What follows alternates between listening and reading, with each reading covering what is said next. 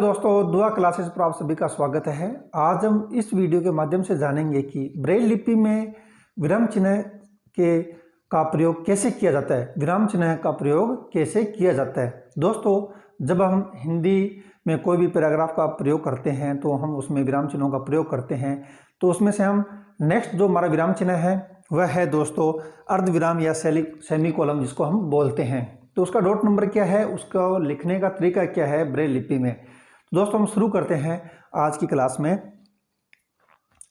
अर्धविराम सेमीकोलन, यानी दोस्तों सेमीकोलन है वो इस प्रकार से बना होता है। ऊपर एक डॉट होता है, नीचे एक कोमा की तरह बना होता है। उसका डॉट नंबर होता है 2, 3।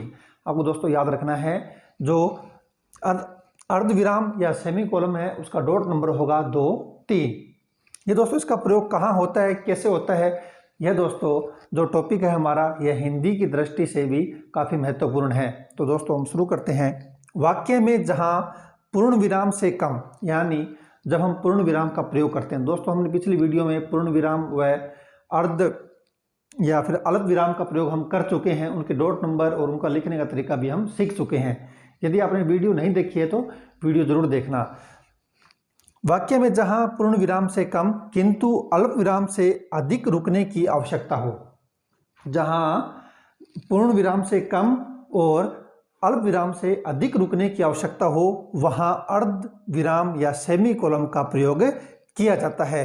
शब्द के बाद, यानी कोई शब्द है, जैसे मैं दोस्तों ने एग्जांपल लिख रखा है, शब्द के बाद बिना रिक्त स्थान या प्रकोष्ठ छोड़े तथा अर्धविराम के बाद एक स्थान रिक्त छोड़कर अगला वाक्य लिखा जाता है। तो दोस्तों यह पूरा क्या लिखा हुआ है इसको समझने के लिए हमें एक एग्जाम्पल की सहायता लेनी पड़ेगी। इस उदाहरण की सहायता से हम यहाँ अल्प विराम का प्रयोग भी सीख जाएंगे, पूर्ण विराम का प्रयोग भी सीखेंगे और अर्धविराम का प्रयोग भी हम सीख पाएंगे। तो दोस्तों हम शुरू करते हैं। हमारे पास एग्जाम्पल है, वे भाषण सुनने में व्यस्त है, भला जल्दी कैसे आ सकते हैं। यहाँ दोस्तों है के बाद में यहाँ दो, यानी जो अल्प विराम है या अर्धविराम है, अर्धविराम का प्रयोग किया हुआ है। तो इसको हम कैसे लिखेंगे, डॉट नंबर हम पहले याद कर चुके हैं ब्रेल लिपि में। तो दोस्तों यहाँ लिखा हुआ है वह का डॉट नंबर होता है 1, 2, 3 और 6, और ए का होता है 1, 5। वे, ये दोस्तों बन गया, वे बन गया। वे के बाद हम एक ये जो सेल है खाली छोड़ देंगे, एक सेल को छोड़ देंगे। फिर है भाषण में दोस्तों डॉट नंबर होता है 4, 5। भय बन गया, भय के बाद में आ के लिए यहाँ होगा 3, 4, 5 और 6 षटकोण। तो इसका दोस्तों डॉट नंबर होता है 1, 2, 3, 4 और 6, और अणे के लिए दोस्तों होता है 3, 4, 5, 6।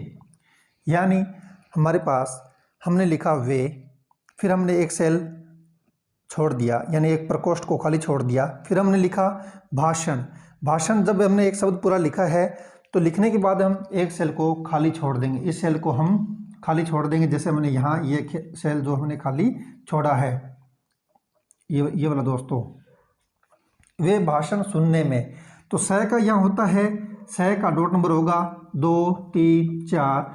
ऊ का छोटा ऊ है तो 1, 3, 6। न का होता है यहाँ 1, 3, 4, 5 और न आगे आ गया ने, तो यहाँ हम न का लिखेंगे 1, 3, 4, 5, और यहाँ ए की मात्रा है तो हम लिखेंगे 1, 5। सुनने, यह हो गया दोस्तों सुनने। अब यहाँ हम एक सेल छोड़ देंगे।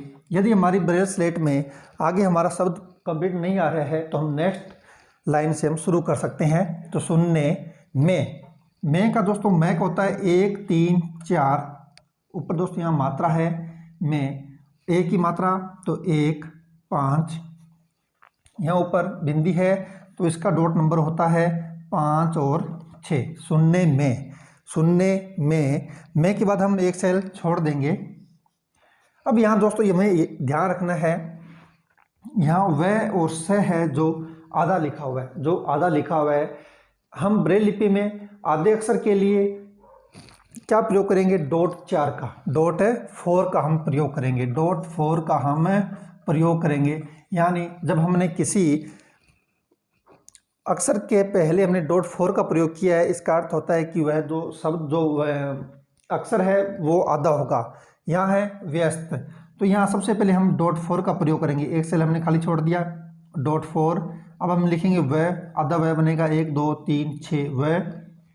अब दोस्तों यहाँ एक, अब यह है, यह का होता है 1 3 4 5 6 वह, यह, आधा वह हो गया और ये यह हो गया। अब यहाँ स है जो कि आधा है, तो आधे के लिए हम .4 का प्रयोग करेंगे, .4। और अभी स लिखेंगे 2 3 4। फिर है यहाँ तय, तय का डॉट नंबर होता है 2 3 4 5। व्यस्त है के लिए दोस्तों हम व्यस्त के बाद हमारे पास एक शब्द पूरा हो गया। अब हमें यहाँ एक सेल छोड़ना है, इस सेल को हमने छोड़ दिया। है के लिए लिखेंगे 1 2 5, ऊपर मात्रा के लिए लिखेंगे 3 4। ये हो गया दोस्तों है। अब यहाँ हमें ध्यान रखना है कि जो हमारे पास सेमी कोलम या फिर अर्धविराम है, उसके लिए हम डॉट नंबर 2 3 का प्रयोग करेंगे, किसी भी सेल को छोड़े बिना। किसी भी सेल को आपको छोड़ना नहीं है, उसके साथ ही प्रयोग करना है। तब हम यहाँ 2 और 3 का जब हम प्रयोग कर देंगे, फिर हम नया जो शब्द या वाक्य शुरू करेंगे, तब हमें यहाँ एक सेल खाली छोड़ना है, तब हमें एक सेल यहाँ खाली छोड़ना है। यह आपको ध्यान रखना है। तो दोस्तों इस प्रकार हमने पूर्ण विराम का, अर्धविराम का, अल्प विराम का जो विराम चिन्ह है उनका हम प्रयोग करना सीख गए हैं। तो इस प्रकार दोस्तों हम अर्धविराम, अल्प विराम और पूर्ण विराम विराम चिन्हों का प्रयोग हमने ब्रेल लिपि में किस प्रकार किया जाता है यह हम सीख चुके हैं। यदि दोस्तों आपने हमारी वीडियो नहीं देखी है ब्रेल लिपि से संबंधित, तो आप ज़रूर हमारी वीडियो को देखें और इसे ब्रेल लिपि को जानें। यह दोस्तों जो ब्रेल लिपि है यह दृष्टिबाधित बच्चों के लिए होती है। जो दृष्टिबाधित हैं, जिनको देखने में समस्याएं हैं, जो देख नहीं पाते, उनके लिए जो ब्रेल लिपि है वह बहुत ही कारगर सिद्ध हुई है और होगी। तो धन्यवाद दोस्तों, मिलते हैं नेक्स्ट वीडियो में। जय हिंद, जय भारत।